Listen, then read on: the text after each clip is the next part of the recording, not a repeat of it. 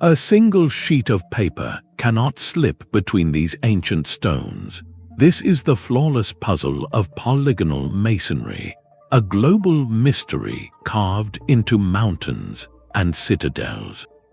By the end, you will understand the ingenious and possibly forgotten methods that built these impossible walls.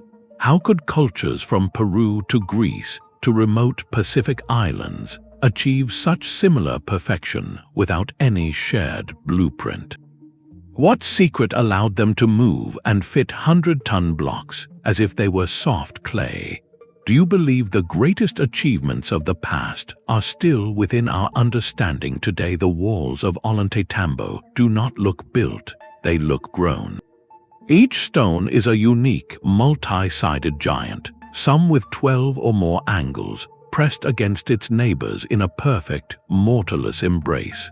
This is the essence of polygonal masonry, a construction method that defies our modern expectations. It does not rely on identical, rectangular blocks. Instead, it uses an organic puzzle of irregular shapes, each one individually carved to fit precisely with the stones above, below, and beside it. The result is a wall that moves and settles as one solid mass, famously so tight that not even the blade of a knife can find a gap. What makes this style a profound historical mystery is not just its technical brilliance, but its impossible geography. We find these same perfectly fitted, polygonal walls holding up the terraces of the Inca citadel of Sacsayhuaman in Peru. We find them in the foundations of the Lion Gate at Mycenae in ancient Greece. We find them in the enigmatic ruins of Nan Madol, built upon a coral reef in the Pacific, and we find them in the oldest layers of Egyptian construction. These cultures were separated by vast oceans and thousands of years, with no evidence of contact, yet they all arrived at this same, supremely effective solution for building structures to last for millennia. This simultaneous appearance presents us with a fascinating choice. Was it simply the logical peak of stoneworking skill, discovered independently by genius minds across the world?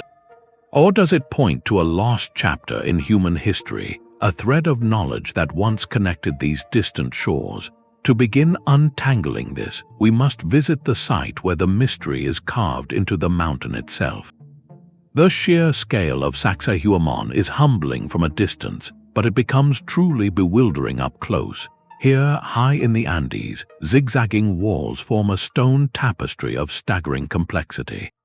Individual limestone blocks are often taller than a person, with the largest estimated to weigh close to 200 tons. That is the equivalent of 35 full-grown elephants, carved, moved, and set into a precise puzzle without mortar. The joints between these behemoths are so exact that for centuries, visitors have tried and failed to slip even the thinnest piece of paper between them. The stones do not simply sit together, they interlock in 3 dimensions with concave surfaces nesting perfectly into convex ones, creating a bond that has withstood centuries of earthquakes. This is the work attributed to the Inca Empire, a civilization with no known system of writing, no iron tools, and no wheeled vehicles. So how was it done? The traditional explanation is one of immense coordinated labor. Historians suggest that thousands of workers used stone hammers, bronze chisels, and ropes made from leather and plant fibers to slowly shape the rock. They propose a system of earthen ramps, log rollers, and levers to inch each block into position. And while this theory honors the incredible dedication of the Inca people, many observers are left with a nagging sense of incompleteness. The precision is simply too great, the logistics too overwhelming. Moving a 200-ton block over miles of steep, uneven terrain using only logs and ropes presents a problem of almost mythical difficulty. Lifting it onto a wall that already stands many meters high adds another layer of impossibility. This gap between the proposed method and the achieved result has fueled alternative ideas. Some researchers point to local legends and early Spanish accounts that speak of a plant-based liquid, a substance that could soften stone to a clay-like consistency, allowing it to be molded and shaped before it hardened again. Others look to the possibility of advanced acoustic or vibrational techniques, lost knowledge that could have made the stone temporarily more pliable. Whether through forgotten chemistry, applied physics, or a level of patient craftsmanship we can scarcely comprehend, Sacsayhuaman stands as a monumental question mark. It challenges our assumptions about what ancient cultures were capable of, and as we turn our gaze from the mountains of Peru, we discover this same question echoing across the world, carved into the gateways of a forgotten Greek citadel. Across the world, the same architectural language is spoken in stone, but with a different accent. In the sun-baked hills of Greece, the citadel of Mycenae presents a vision of raw, formidable power. Its walls are built from colossal limestone boulders, so immense that later Greeks could not fathom their human origin. They named this style Cyclopean, believing only the one-eyed giants of myth, the Cyclopes, possessed the strength to stack such mountains. The most famous entrance, the Lion Gate, is a masterpiece of this intimidating scale. A single, massive lintel stone, estimated to weigh over 20 tons, rests atop two towering monoliths, creating a gateway that has stood for over 3,000 years. The masonry here feels different from the intricate puzzle of Peru. The stones are often rougher, their shapes more block-like, with the gaps between them filled by carefully chosen smaller stones, a technique known as chinking. Yet the principle is the same. Mortise and tenon joints carved into the lintel lock it securely into place, and the entire structure is engineered to distribute weight and resist seismic shock. This was not merely a wall, it was a statement. Its purpose was dual, serving as both an impregnable defense and a permanent symbol of the ruling dynasty's authority, meant to awe any approaching visitor with its sheer, undeniable permanence. The methods here likely relied on the known technologies of the Bronze Age: levers, earthen ramps, ropes, and bronze tools. But the efficiency with which these Mycenaean builders quarried, transported, and positioned such megaliths speaks to a society of astonishing organization. It required specialized stoneworkers, engineers, and the coordinated labor of hundreds, all directed by a central, powerful authority. This glimpse into Mycenae shows us a civilization confronting the same fundamental challenge as the builders in the Andes, mastering the manipulation of colossal stone, but arriving at a solution that reflects their own culture's values, strength, and intimidation over seamless unity. Yet as we trace this thread of megalithic mastery, it leads us to a place that defies all conventional logic, a city built not on solid ground, but atop the open ocean. The journey from mountain citadels to ocean fortresses reveals an even more staggering ambition. In the tranquil waters off the island of Pohnpei, a city of stone seems to float upon the Pacific. This is Nan Madol, a labyrinth of over 90 artificial islands, its canals and towering walls built entirely from colossal, prism-shaped basalt logs. Each column is a geometric marvel, naturally formed by cooling lava into a near-perfect hexagonal or octagonal pillar. The builders of the Sordelor dynasty selected these stone logs, some weighing 50 tons or more, and stacked them in alternating, crisscrossing layers, like a titan's game of pickup sticks, to create walls that rise directly from the lagoon floor. The precision here is of a different nature. It is not the intricate, multi-angled puzzle of Peru, but a feat of stable stacking, creating immense weight and friction to withstand typhoons and tidal forces in an environment with no solid foundation. The central mystery of Nan Madol is one of pure logistics. The quarries for this unique basalt are located on the opposite side of the main island, miles away through dense jungle and across open ocean. How did they move these multi-ton stone logs? The prevailing theory involves a breathtaking feat of maritime engineering, suggesting the columns were floated on rafts during high tide, guided through the reefs into the shallow lagoon. This would require an intimate understanding of tides, currents, and buoyancy, turning the ocean itself into a construction highway. Yet, as with our other sites, local oral histories whisper of other possibilities. Legends speak of a powerful magic, a form of levitation or sung invocation that made the great stones light enough to fly through the air to their resting place.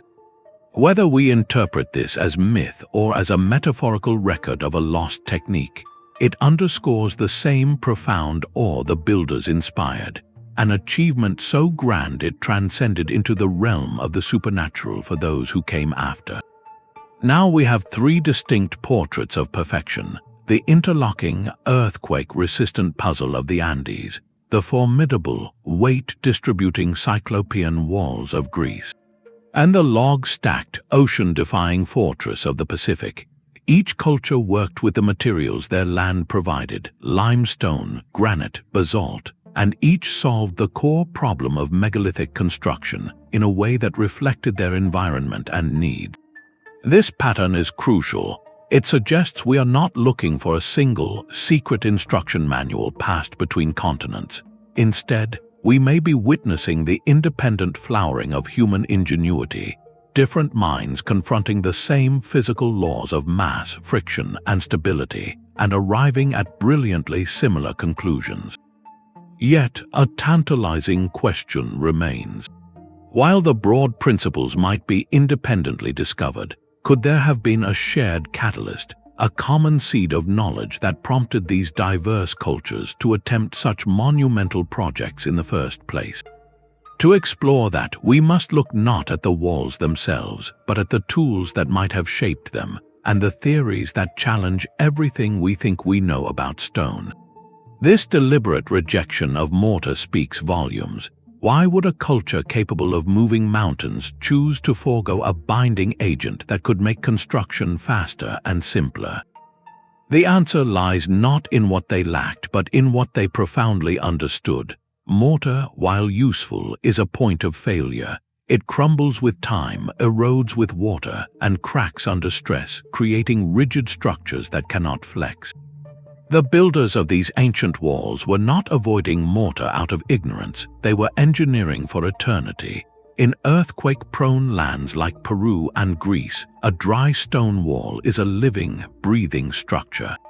When the ground shakes, the individually fitted stones can shift and settle, dissipating the energy of the tremor.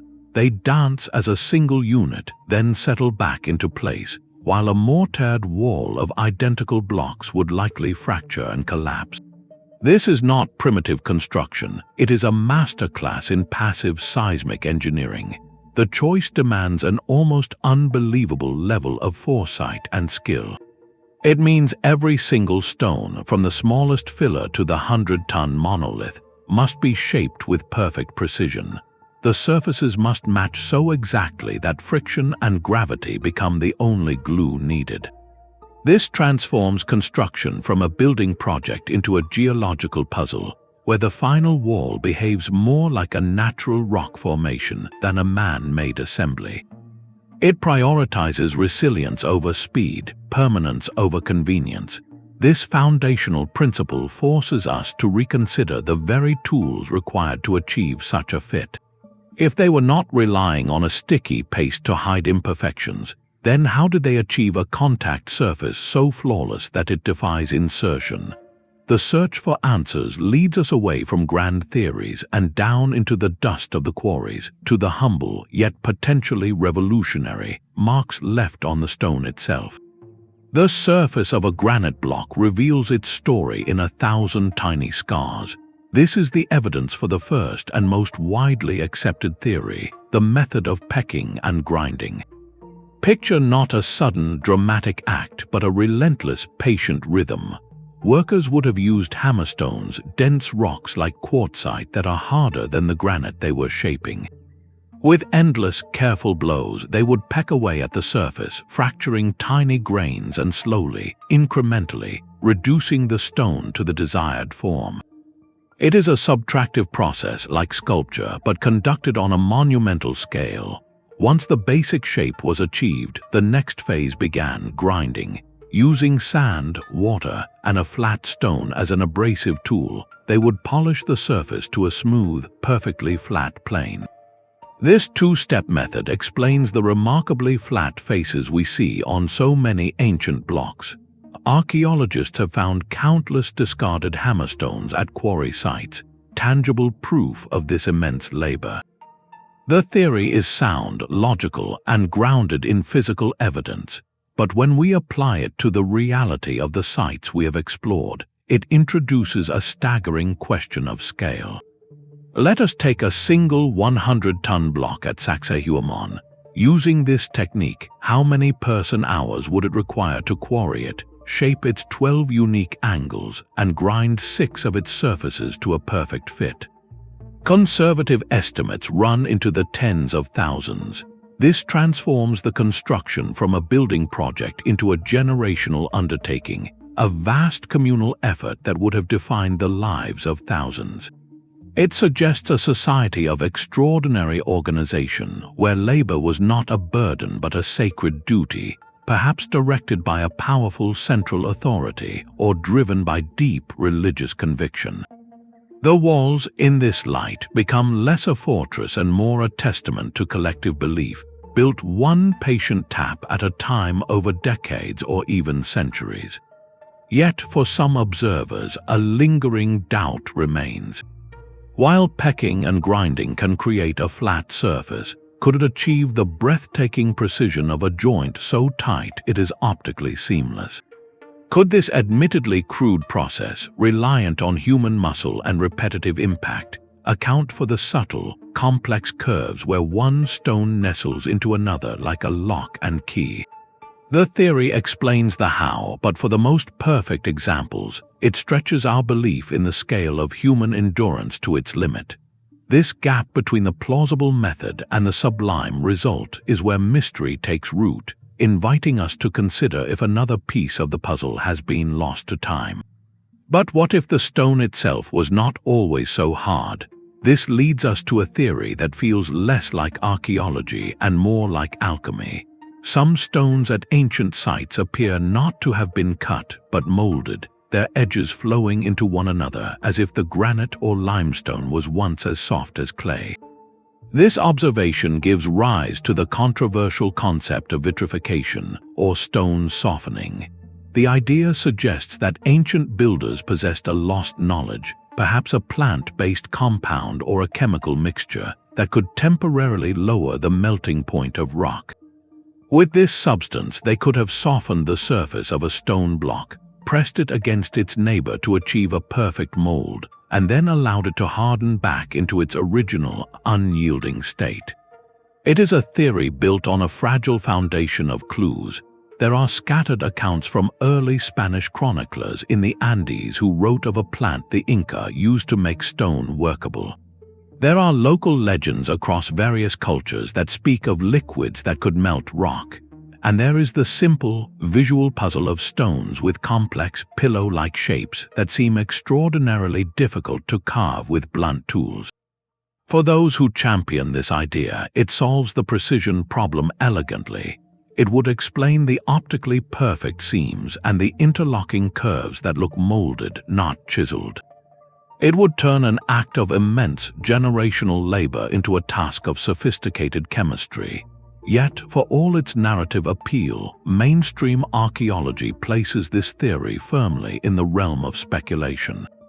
The primary criticism is the lack of evidence. No recipe for such a compound has ever been found in the archaeological record. No residue of it has been conclusively identified on the ancient stones. Modern attempts to replicate the effect with known natural acids have produced surface etching, but not the profound softening required to mold multi-ton blocks. So we are left with a compelling story, but not yet a proven fact. This theory, however, serves a vital purpose beyond its literal truth. It acts as a mirror, reflecting our own modern astonishment back at us. When we stand before a wall that defies our understanding of possible human effort, we instinctively search for a lost secret, a technological shortcut that bridges the gap between their achievement and our comprehension. The stone softening hypothesis challenges a rigid view of history, asking us to remain open to the idea that ancient peoples may have discovered and utilized natural principles that our own science has yet to rediscover or fully understand. It is a reminder that the past may hold pockets of knowledge that simply did not survive the relentless passage of time. Whether through a forgotten chemical process or another method entirely, the pursuit of this idea forces us to look at the stones not just as objects, but as potential records of a forgotten skill. The true secret may not be in softening the stone, but in mastering its geometry. A third and compellingly logical theory shifts the focus from mysterious chemistry to brilliant engineering, suggesting the builders used sophisticated templates, measurement systems, and string lines. This idea portrays them not as laborers with magic potions, but as master geometers, architects of a grand, three-dimensional stone puzzle. Think of a modern carpenter crafting a complex joint. They do not simply hack at the wood, they measure precisely. They use a template or a jig to guide their cuts, ensuring a perfect fit every time. Now scale that concept up to a 50-ton block of granite. The process might have begun with meticulous surveying. Using cords, plumb bobs, and sighting tools, builders would map the exact position and angle needed for the next stone in the wall.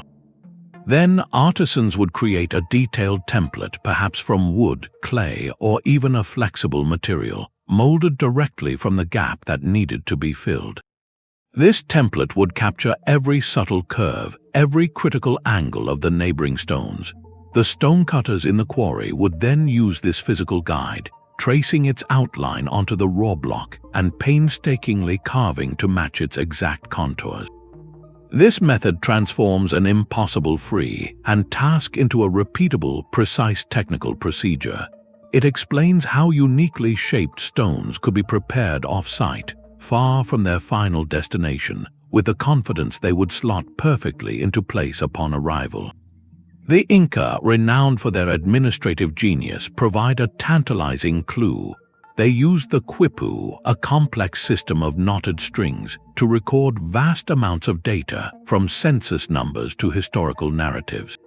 Scholars now speculate this system of encoded information could have extended to architecture. The knots, their positions, colors, and types might have conveyed measurements, angles, or even specific stone identities, acting as a portable blueprint for builders across the empire.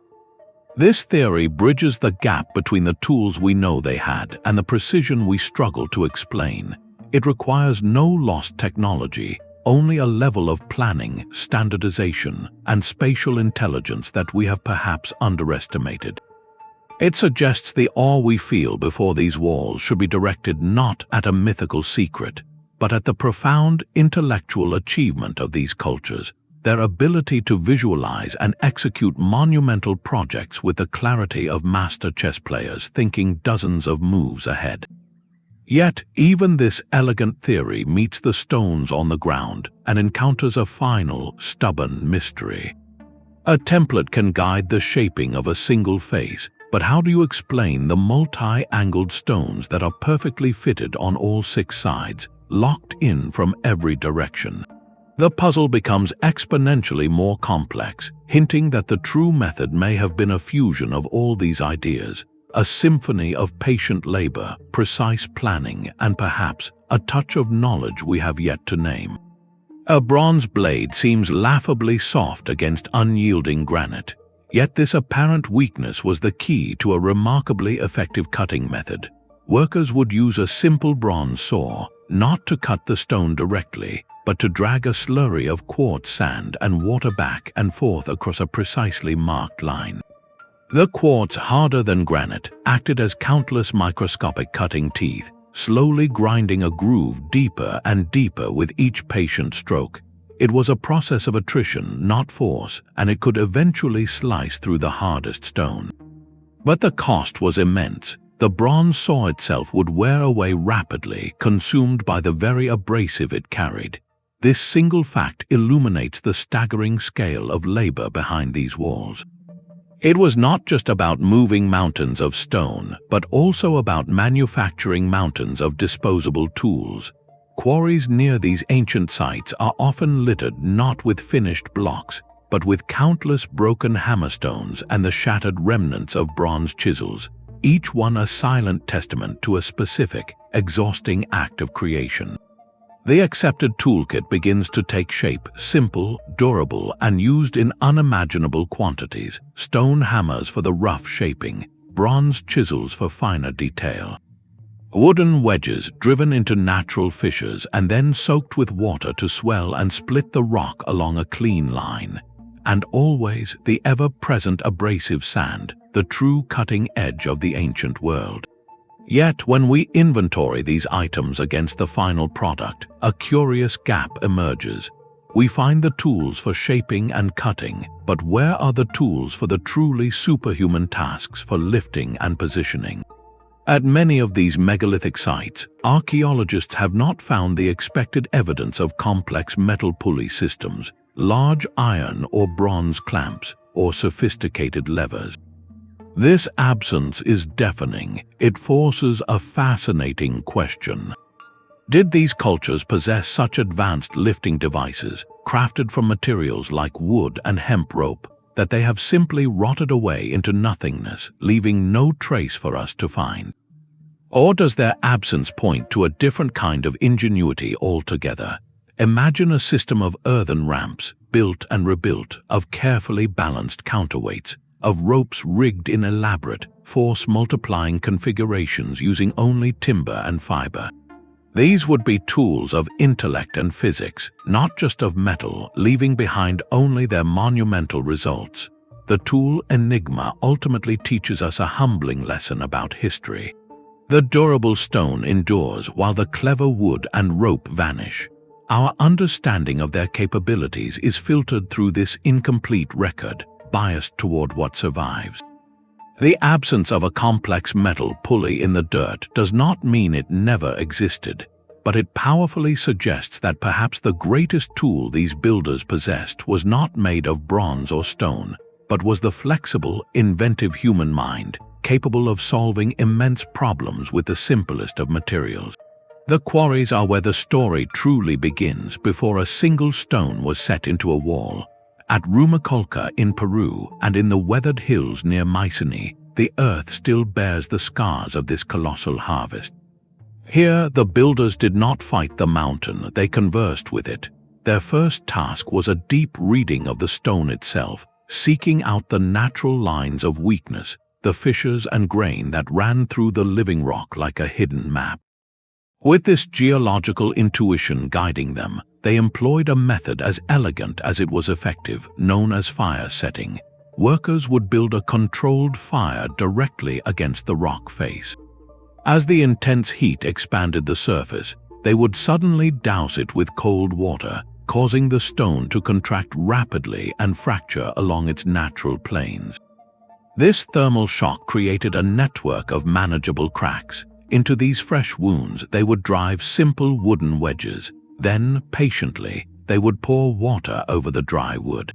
As the wedges absorbed the moisture, they swelled with tremendous, inexorable force, prying the stone apart along the lines the fire had revealed.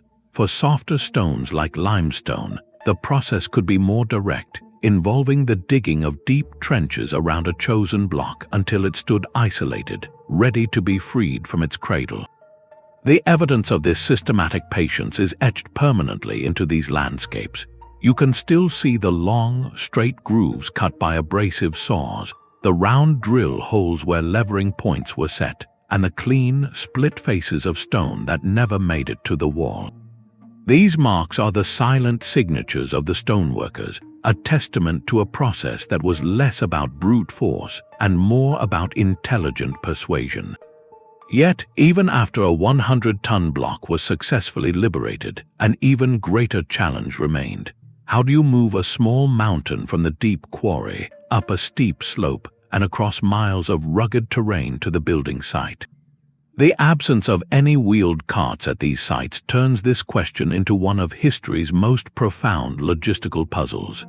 The journey from quarry to construction site is a problem of epic proportions.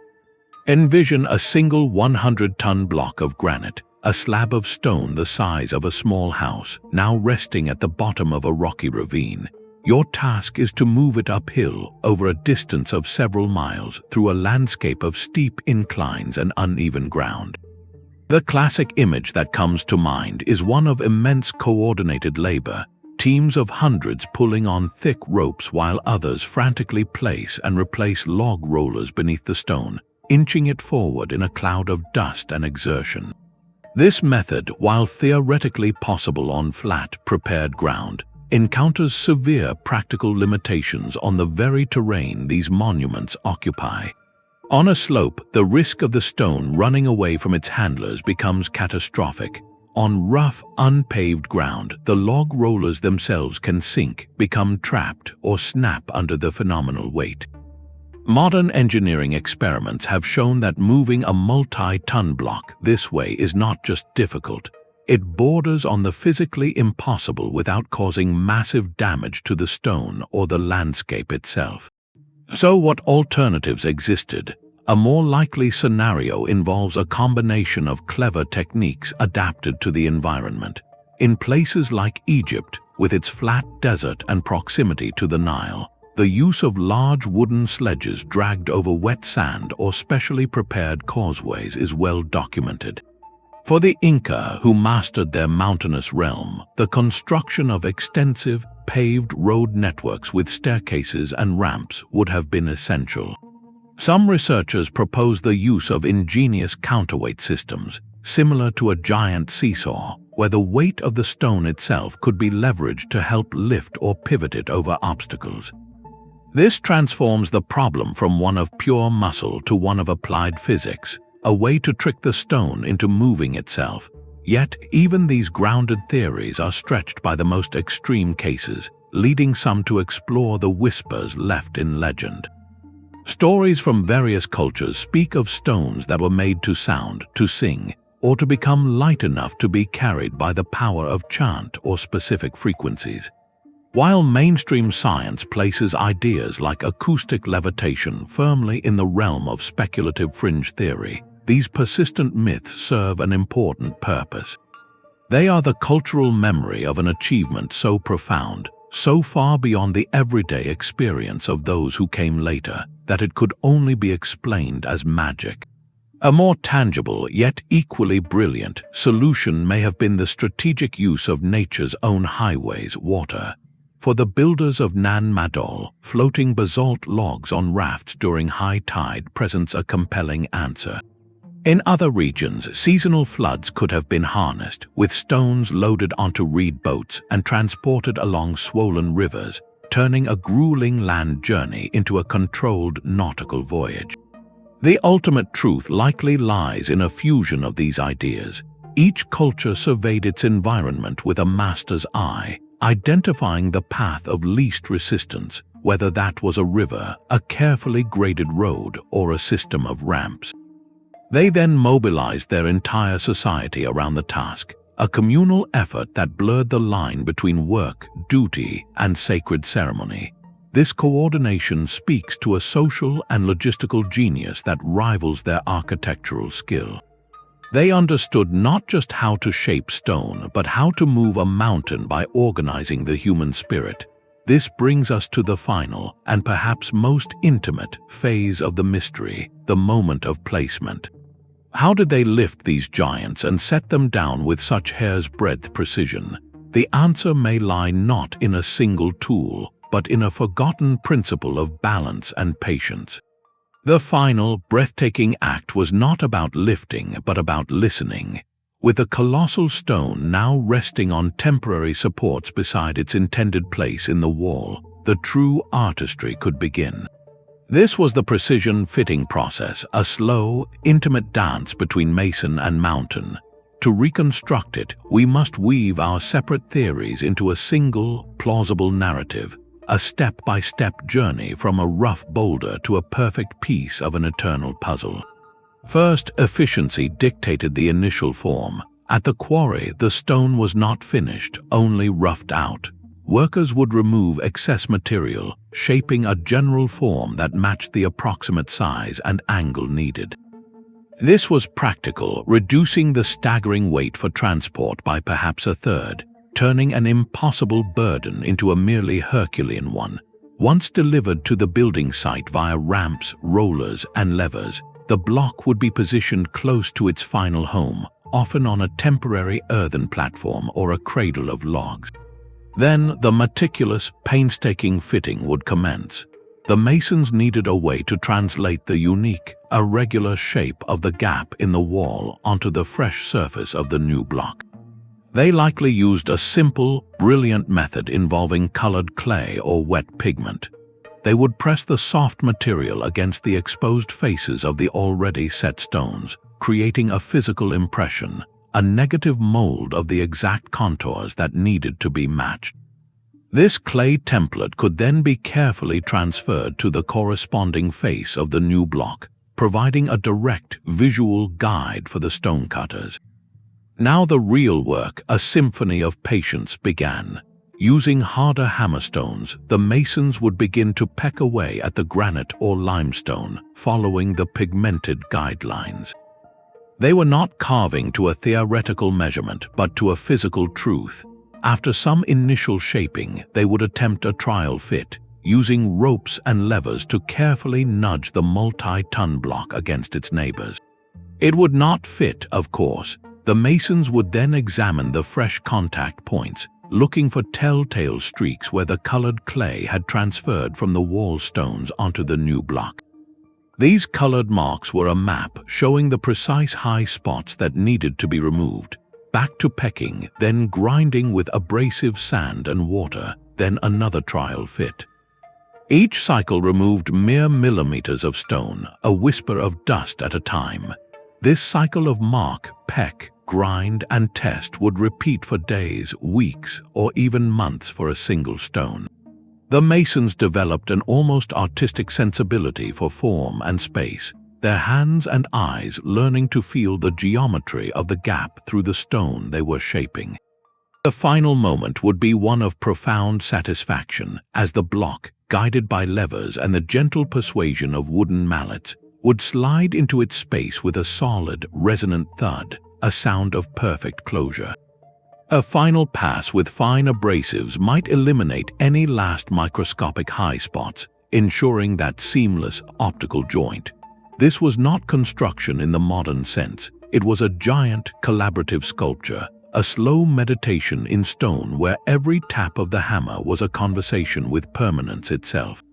The wall grew not from a blueprint, but from this relentless physical dialogue, each perfectly fitted stone a testament to a worldview that valued harmony with the material world above all else. The stones were not merely set in place, they were oriented toward the sky.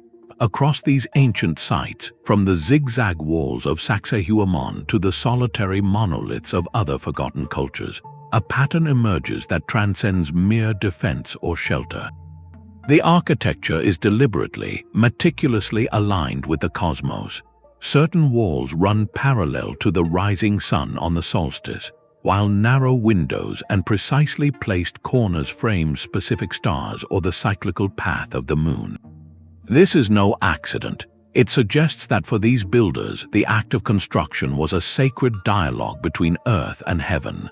The perfect fit of stone upon stone was not just an engineering goal, it was a spiritual imperative, a way to anchor their world to the eternal, predictable rhythms of the universe. The walls themselves became more than barriers. They transformed into giant, immovable calendars and observatories. At Sacsayhuaman, the distinctive zigzag pattern of the largest walls is believed by some researchers to mirror the celestial path of the Milky Way as it appeared in the Inca sky, a river of stars made solid in limestone. Each angle, each terrace could have served as a marker for tracking the seasons, predicting agricultural cycles, and scheduling important ceremonies. This intertwining of practical engineering and sacred geometry adds a profound layer of meaning to the masonry. The obsessive precision, the refusal to allow even a hair's breadth of error, takes on a new dimension. It was not simply about creating a strong wall, but about constructing a model of cosmic order. A gap in the stone would be more than a structural flaw. It would be a tear in the fabric of their symbolic universe, a point where chaos could seep into a world built on harmony. This perspective helps explain the immense generational effort. If the wall was a conduit connecting the community to the divine, then every tap of the hammerstone was an act of devotion, every perfectly fitted block a prayer made permanent. The builders likely used their advanced astronomical knowledge from the very beginning of the process. Before a single stone was quarried, priests and astronomer engineers would have carefully observed the heavens, marking key alignments on the landscape. The entire site plan, the orientation of walls, the placement of gates, would have been dictated by this celestial blueprint. The stone fitting, then, became the physical execution of a celestial vision. The stability of the wall mirrored the perceived stability of the cosmos, creating a bond meant to last for all time. This spiritual dimension does not diminish the technical achievement, it elevates it. It means the masons were not just laborers, but artisans of a living cosmology, embedding their understanding of time, space, and divinity into the very bones of the mountain. The perfect fit was both a physical seal and a metaphysical one, locking the earthly realm into a perfect, harmonious relationship with the heavens above. The ground here does not stay still. In the Andes and across the Aegean, the earth breathes with a deep, restless energy, a reality of life in these seismic landscapes. Centuries of violent tremors have toppled cities, yet the oldest walls often stand unshaken. At Sacsayhuaman, you can witness a stark contrast. Right beside the enduring Inca fortifications, the ruins of Spanish colonial buildings lie in fractured heaps of brick and mortar. The same earthquake that shattered the newer construction merely made the ancient stones sigh and settle. This is not a coincidence of stronger materials, it is a triumph of brilliant, intuitive design. The secret is in the very quality that makes these walls so mysterious, their perfect, mortarless fit. When the earth convulses, a rigid, mortared wall acts as a single, brittle unit. The seismic waves hit it, and with no flexibility, the structure cracks and collapses. But a polygonal wall is a community of individual stones. Each irregular block is locked to its neighbors by gravity and friction, but not glued. When the tremor arrives, the energy travels through the wall as a series of tiny, controlled movements. Each stone can shift, rotate, and settle minutely against its partner, absorbing the shock like a flexible chainmail.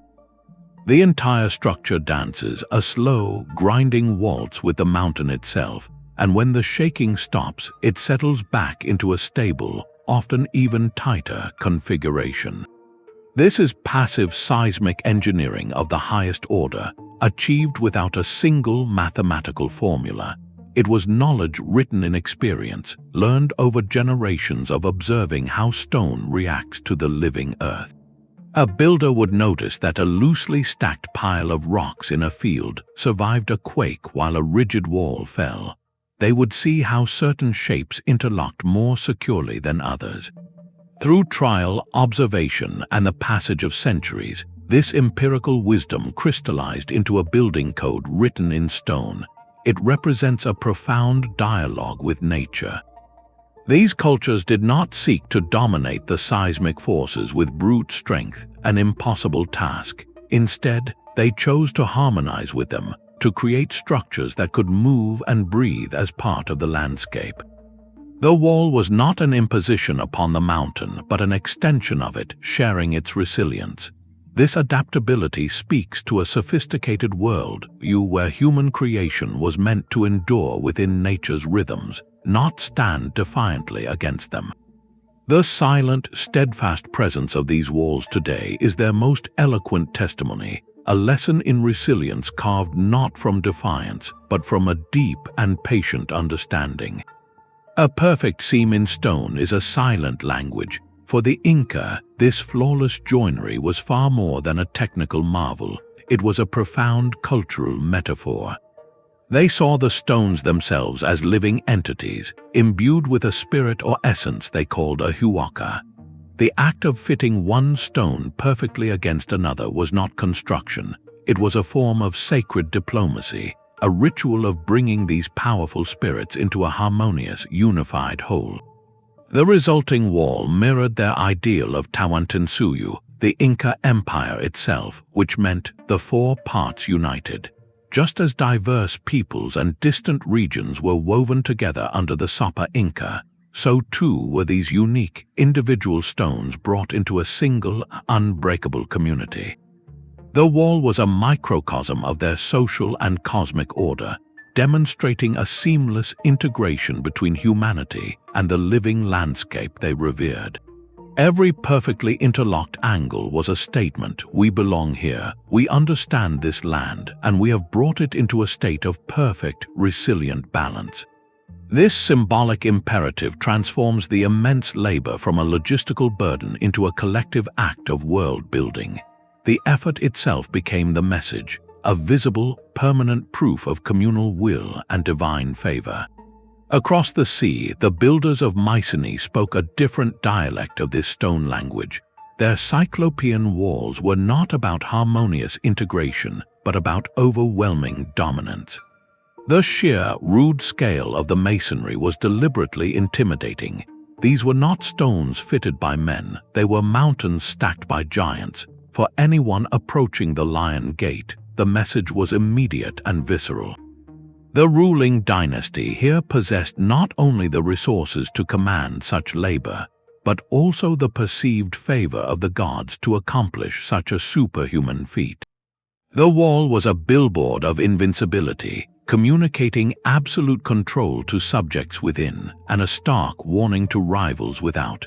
It projected permanence, declaring that this power structure was as eternal and unshakable as the bedrock itself. In both cases, and in others like them, the choice to pursue this excruciatingly difficult form of masonry was never just about building a functional barrier. A simpler, faster wall of rubble and mortar would have provided adequate defense. This was about building a legacy. The excessive effort, the generational dedication, was a form of social and political expression. It demonstrated the ruler's ability to mobilize and coordinate vast populations, turning human energy into everlasting stone. The wall was proof of their administrative genius and their sacred mandate. To understand these ancient sites, then, we must listen to what the stones are still saying. They speak of unity and harmony in one place, of raw power and intimidation in another. They tell us that for these cultures, architecture was the ultimate medium for broadcasting who they were and what they believed. The perfect fit was their signature, carved not on parchment, but on the face of the earth itself. The written record of these builders is a profound and telling silence. We possess no ancient engineering manuals, no stonecutters' diagrams, no detailed accounts from the architects themselves. This absence is not an accident of time, it is a fundamental part of the mystery.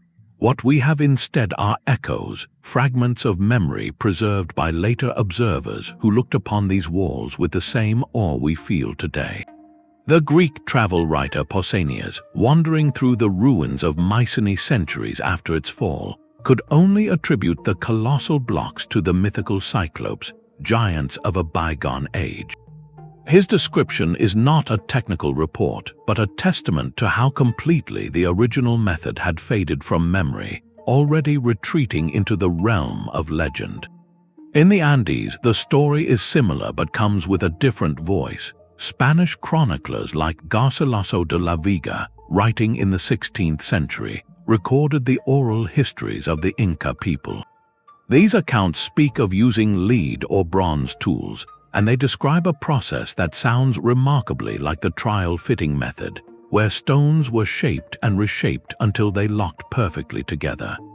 But these are second-hand stories told by the descendants of the builders to foreign conquerors, filtered through cultural misunderstanding and the inevitable embellishment of time.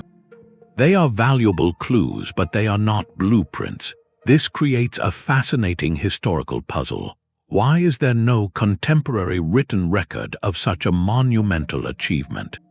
One possibility is that the knowledge was so specialized, so deeply embedded in the hands and minds of a guild of master masons, that it was never considered something to be written down.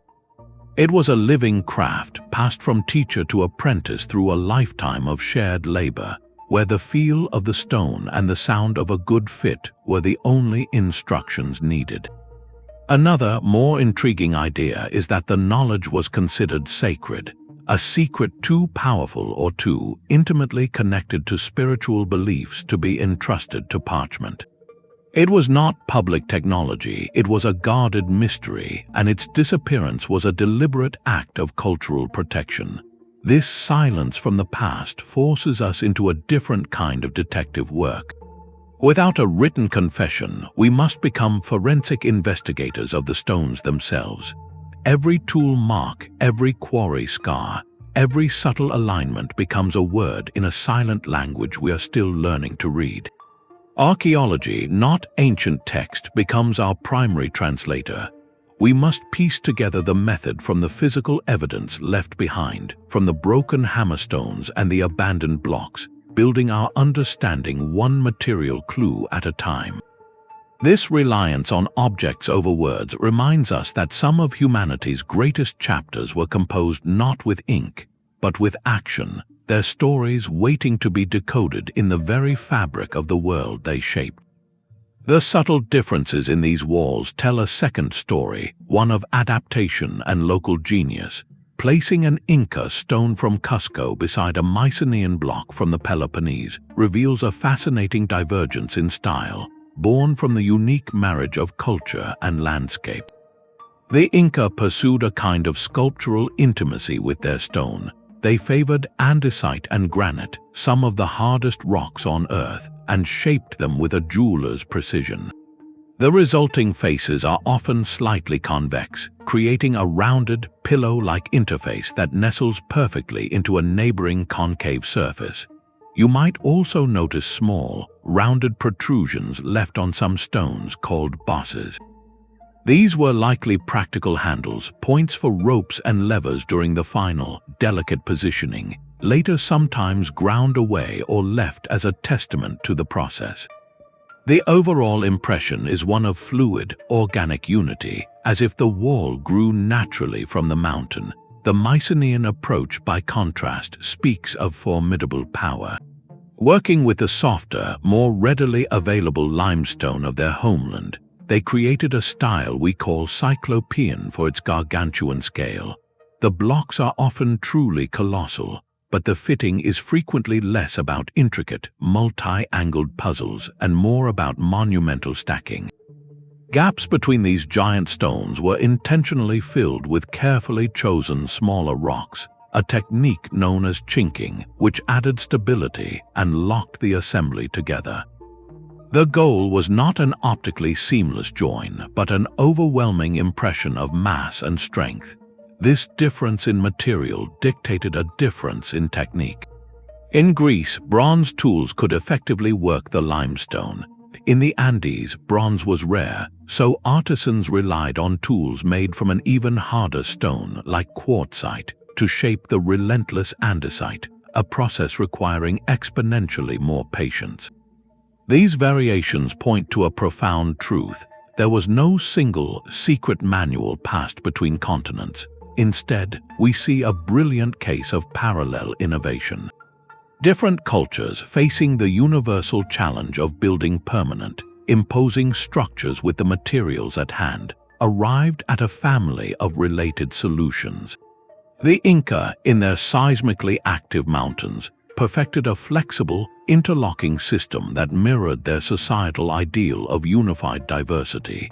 the Mycenaeans, constructing citadels for defense and display, developed a method that maximized visual impact and formidable presence. Both solutions are masterful adaptations, proving that human ingenuity, when confronted with the same physical laws of gravity and stability, can weave distinct and beautiful answers from the fabric of their own world.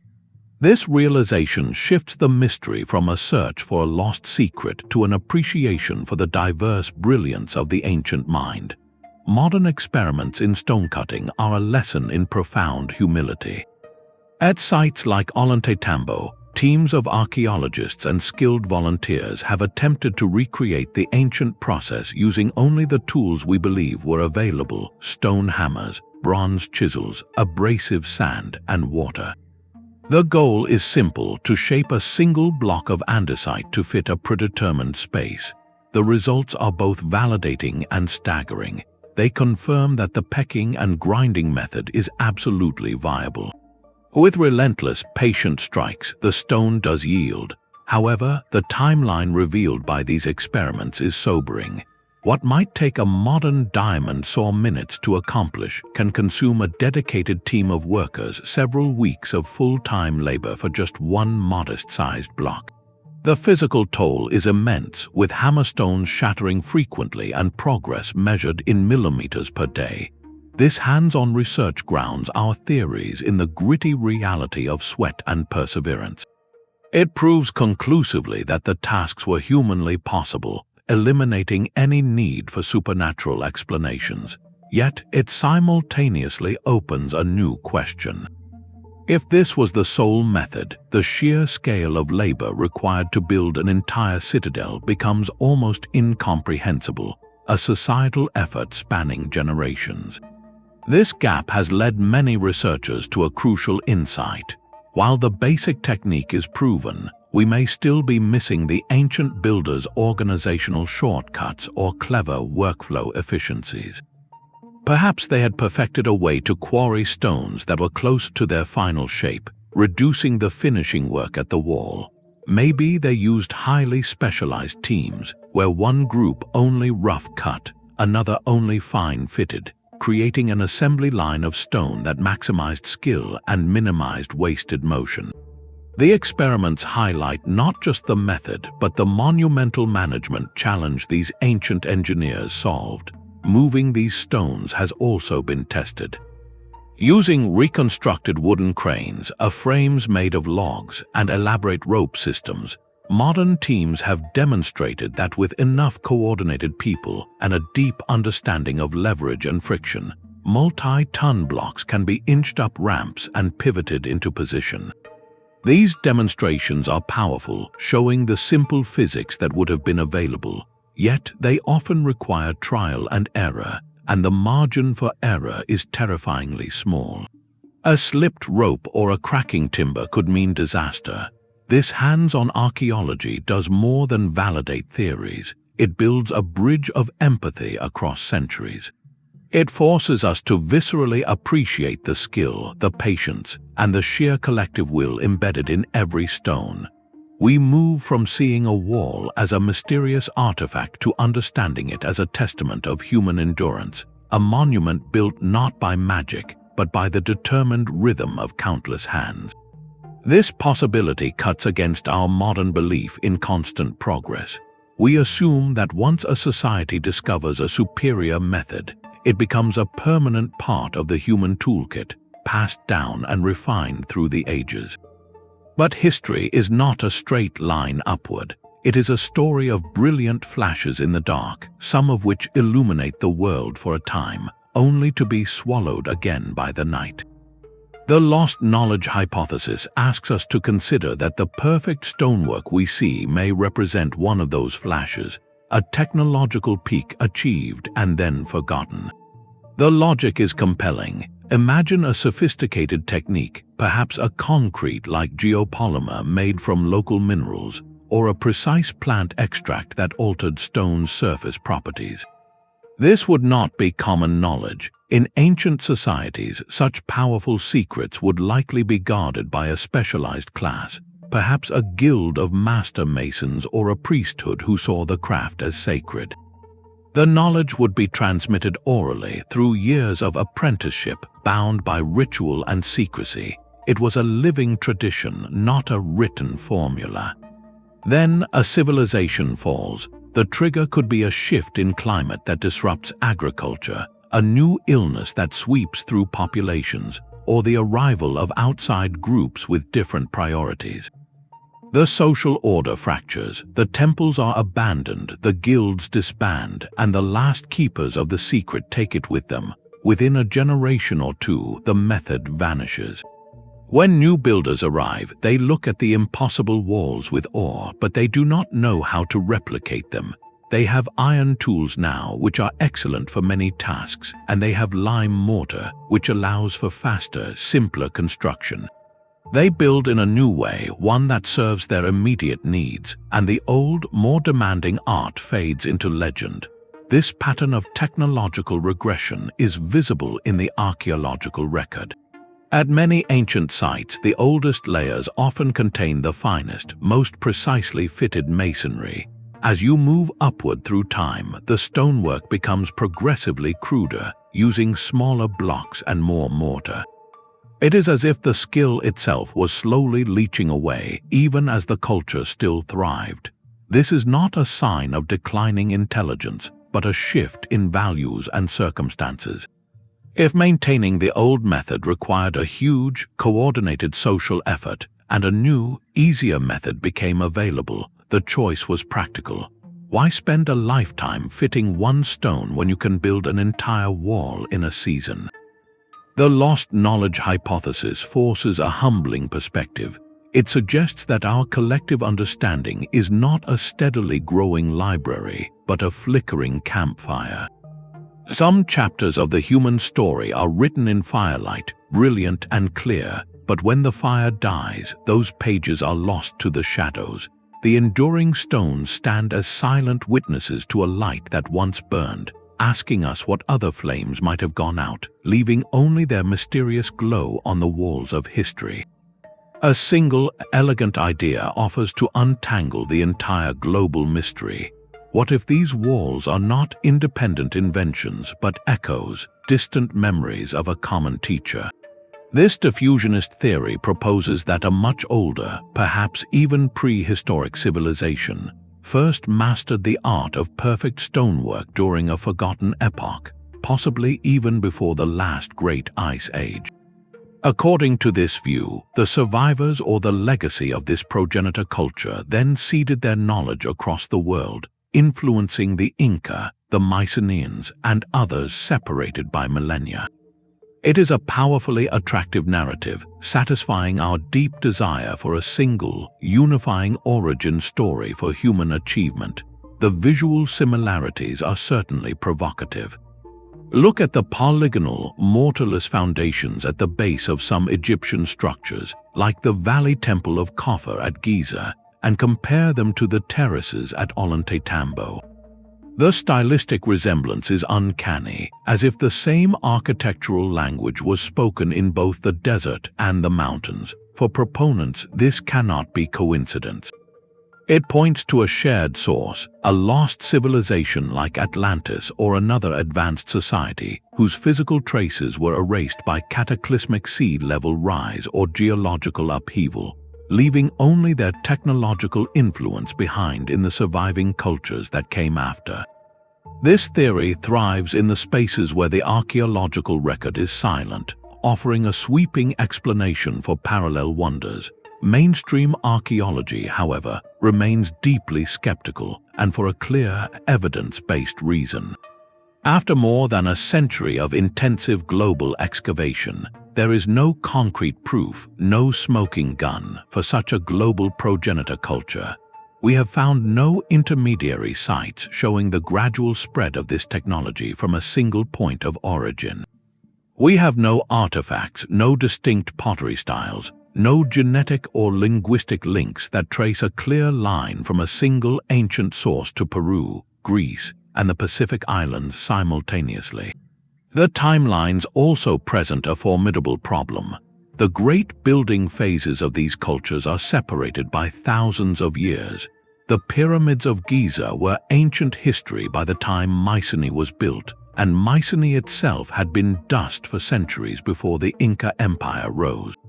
A continuous thread of knowledge spanning such gaps without leaving a material footprint strains credibility.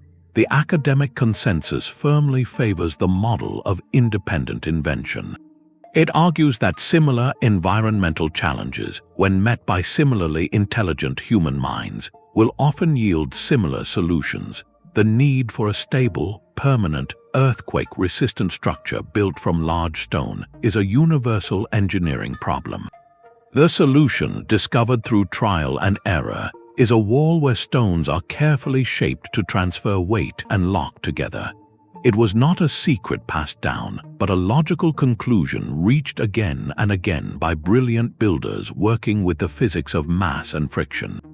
This debate is more than academic. It reflects two ways of seeing human history. One seeks connection, a grand, lost narrative that ties our past together. The other celebrates the diverse, resilient spark of innovation that can ignite independently in isolated pockets of humanity. Both perspectives teach us something valuable. The diffusionist theory reminds us to stay open-minded, to acknowledge that vast stretches of human prehistory are still unknown to us, submerged beneath rising seas or buried under millennia of silt. The independent invention model is a profound tribute to the universal capacity of the human mind. It suggests that genius is not a rare gift given to one culture, but a latent potential within all of us, waiting to be awakened by necessity and nurtured by collective effort. The stones do not choose a side in this debate. They simply sit perfectly fitted, inviting us to wonder not just how they were placed, but why the same beautiful idea of perfection could emerge from so many different corners of our world. Water does not just move stone, it can also become a tool to carve it. One intriguing theory suggests ancient builders may have harnessed the power of pressurized water as a cutting tool. Imagine a simple system of bamboo or hollowed log pipes, sealed with natural resins, capable of directing a powerful, narrow jet of water. If this stream was mixed with a steady flow of abrasive sand, it would essentially create a primitive form of water jet cutting, a technology we use today to slice through steel and stone with incredible precision. The concept is mechanically plausible. With enough pressure generated by gravity from a high water source or even a basic pump system, the abrasive slurry would act like a liquid saw, grinding through granite over time. This method would leave very different marks than hammerstones, potentially explaining some of the remarkably smooth, straight cuts found on certain blocks. While no direct archaeological evidence, like specific piping, has been conclusively linked to this purpose at megalithic sites, the theory invites us to see these builders not just as stoneworkers, but as early hydraulic engineers, masters of a fluid dynamic principle that turns a gentle element into a relentless sculptor. Then there is the theory that speaks not to force but to resonance, a concept that lives at the edge of science and legend. Across many cultures, stories persist of stones that were made to sing, to become light, or to move to the command of sound. The idea is that specific acoustic frequencies, perhaps produced by drums, chanting, or specialized instruments, could create a standing wave, a pattern of vibration in the air. In controlled modern laboratory experiments, scientists have used powerful ultrasonic speakers to levitate tiny particles in mid-air, suspending them in the nodes of these acoustic waves. Scaling this phenomenon up to levitate a multi-ton block, however, enters the realm of profound speculation. The energy required would be astronomical, and no known natural instrument could generate such a focused, powerful field. Yet the persistence of the legend is telling. It may not be a literal record of levitation, but a metaphorical one. The rhythmic chanting of hundreds of workers pulling in unison, the coordinated strikes of hammerstones, even the resonant frequency of the stone itself when struck, All of these sounds could have been part of a ritualized workflow, a way to synchronize immense group effort and enter a shared, focused state. The sound did not lift the stone magically, but it may have lifted the human spirit, aligning muscle and mind toward a single, monumental task. These fringe theories, whether about water or sound, serve a vital purpose beyond their literal truth. They push the boundaries of our historical imagination. They ask us to look at the natural world through the eyes of people who observed it with deep, patient intimacy, who might have seen potential in a waterfall's erosive power or in the unifying rhythm of a shared chant that we, in our noisy modern world, have overlooked. They challenge the assumption that our current scientific understanding has catalogued every possible way to interact with matter. Perhaps these legends are the cultural memory of a different kind of knowledge, one that blended practical observation with a holistic view of the universe, where energy, vibration, and material were not separate concepts but parts of a continuous whole. While mainstream archaeology rightly demands evidence, and these ideas currently float more on possibility than proof, they enrich the mystery. They remind us that the past may hold not just lost tools, but lost ways of thinking, entire philosophies of construction that viewed the work not as a struggle against nature, but as a collaboration with its most fundamental forces. The legacy of these ancient walls is not trapped in the past, it actively shapes our present. Modern architects and engineers look to sites like Sacsayhuamán not as ruins, but as masterclasses in design.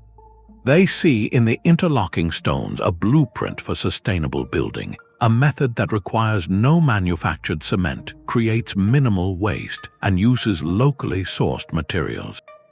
The seismic resilience of these structures offers profound lessons for constructing in earthquake zones today, inspiring designs that allow buildings to sway and flex rather than fight against natural forces. This ancient wisdom champions a principle modern society is relearning, that true durability comes from working with the environment, not against it. You can see this philosophy reborn in contemporary dry stone walls snaking through countryside estates, in public art installations that celebrate the texture and honesty of raw stone, and in landscape designs that seek a seamless blend between human creation and the natural world. These are not replicas, but a conscious revival of an ethic, one that values permanence, beauty, and ecological harmony over the quick and disposable. Beyond their technical influence, these sites hold a deeper, more universal power. They have become global symbols of human tenacity and creative genius. For the nations that steward them, they are pillars of cultural identity, a physical connection to ancestral skill and worldview. For the millions of visitors who walk beside them each year, they are a source of direct, awe-inspiring connection to history. The sheer scale and precision provoke a visceral reaction, a humbling sense of wonder that transcends language. This emotional resonance fuels imagination far beyond architecture. These ancient walls form the breathtaking backdrops of major films. They inspire narratives in novels and video games, and they challenge contemporary artists to consider what mark their own work might leave for the distant future. They stand as silent mentors, asking us poignant questions about our own values. In an age of rapid construction and planned obsolescence, they demonstrate that longevity is not a product of complex technology or exotic materials, but of intelligent design, meticulous craftsmanship, and a profound respect for the materials and forces of the natural world. The perfect fit of stone upon stone is ultimately a lesson in patience, quality, and thinking in terms of generations, not quarterly reports. A spaceship leaves no tool marks. The persistent idea that these walls were built by visitors from other worlds is a captivating story, but it crumbles under a simple, material truth.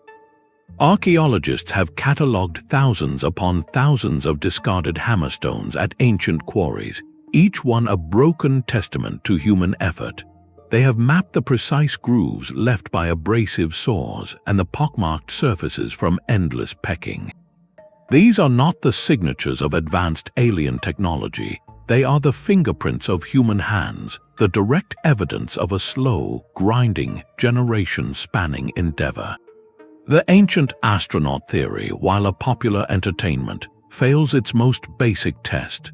It offers no physical evidence that these hypothetical beings were ever here, while the evidence for human activity is literally piled at our feet. More importantly, this narrative does a profound disservice to our own history. It takes the staggering achievements of diverse cultures across our planet and hands the credit to an outside, fictional force. It suggests that our ancestors were incapable of such genius on their own, a notion that is not only incorrect but diminishes the very real, awe-inspiring story of human innovation. The truth is, we do not need extraterrestrial explanations for these walls, because the human explanation is already extraordinary, complex, and worthy of our deepest respect. These sites show clear signs of progressive development. At Sacsayhuaman, scholars can trace the evolution of technique within the walls themselves, from earlier, simpler styles to the later, breathtaking polygonal masterpieces. This is not the result of a sudden gift of alien technology. It is the visible record of a society learning, experimenting, and perfecting its craft over centuries. It is a story of cultural momentum where each generation of builders stood on the shoulders of the last, refining methods through patient trial and error. The real mystery is not who else might have been here, but how these communities organized themselves, what beliefs drove them, and how they transmitted such precise knowledge without a written manual. That is a human mystery, and it is far more compelling. The idea of melted stones or sonic levitation speaks to our own modern astonishment. When we encounter something that seems to defy our understanding of possible effort, we instinctively search for a lost secret, a technological magic trick. But to reduce these accomplishments to a single, simple secret, whether alien or alchemical, is to miss the point. The genuine achievement was holistic. It was the product of a unique convergence, a society with the spiritual drive to attempt the monumental, the administrative genius to organize the labor, the observational skill to understand materials and seismic forces, and the patient craftsmanship to execute the vision across lifetimes. This convergence is rare and beautiful. It represents a peak of human cultural expression, where ideology, logistics, and artistry align to create something meant to last forever. Letting go of the extraterrestrial myth does not make the walls less wondrous. It does the opposite. It returns the wonder to its rightful place, to the countless unnamed individuals, the master engineers who planned the alignments, the quarry workers who read the stone, the masons who spent a year fitting a single block. Theirs is a legacy of intellect and endurance written in granite and limestone. This human-centered perspective opens a more meaningful door to the past. Instead of looking up to the stars for an answer, we are invited to look around at the quarries, the tool marks, and the organization of the sites themselves. We are asked to appreciate the subtle language of architectural evolution, the way styles change and adapt over time in a distinctly human pattern of trial, error, and refinement. The real story is one of communities achieving the seemingly impossible through unity, perseverance, and a deep, hard-won dialogue with the natural world. That story of what people can accomplish together is ultimately more inspiring and more mysterious than any fiction. Granite keeps its secrets close, but light can now read its surface like a book. While the theories we have explored offer plausible pathways, the definitive proof for how the largest stones were positioned remains just out of reach. The central mechanical puzzle, the lifting of 100-ton blocks onto walls already meters high, still challenges our reconstructions. At places like the Trilithon at Baalbek in Lebanon, where 3 stones, each weighing over 800 tons, sit elevated on a wall. The scale defies even our most generous estimates of ancient ramp and lever systems. Could there be a simple, elegant principle of counterweight and balance that we have yet to rediscover? This gap between what we know was possible and what we see built is where true research thrives. It is no longer just about grand theories, but about microscopic evidence. Archaeologists now employ high-resolution, 3-dimensional laser scanning to map stone surfaces with sub-millimeter precision. These digital models can reveal patterns of tool marks, directions of abrasion, and subtle wear that are invisible to the human eye, allowing researchers to distinguish between the strike of a hammerstone and the grind of an abrasive slurry with scientific certainty.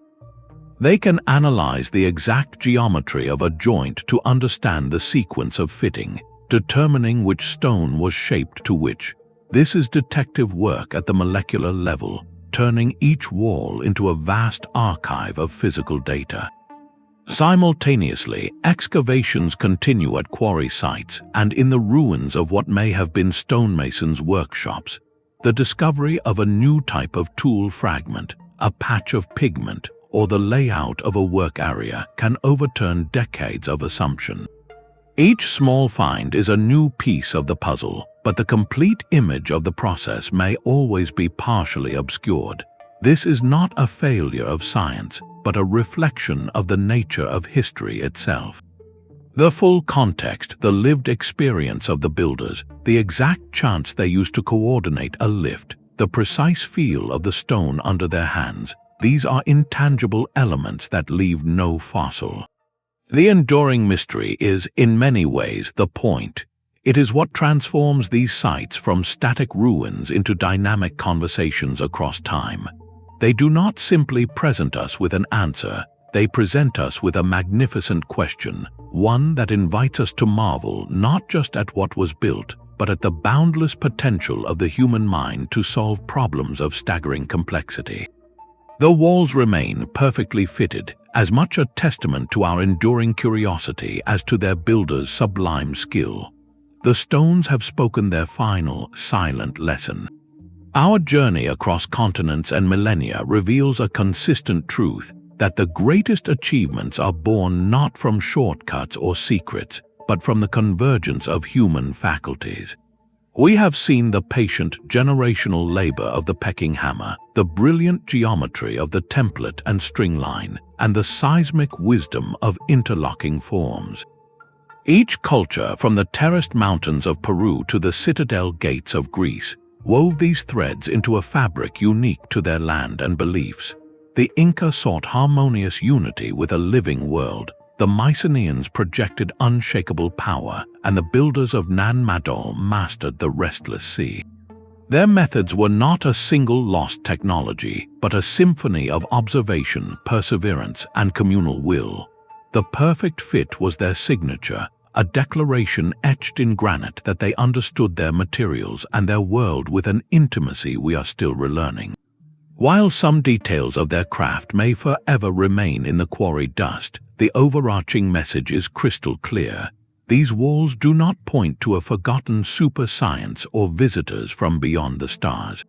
They stand as the ultimate testament to the ingenuity inherent within humanity itself, proof that when a society aligns its purpose, organizes its effort, and respects the laws of nature, it can create works that defy time. Let these silent mentors inspire a new perspective. Look at the ancient walls not as impossible puzzles, but as invitations. They ask us to value quality over speed, to see collaboration as a strength, and to build our own lives and world with a fraction of the thoughtful intention they embodied.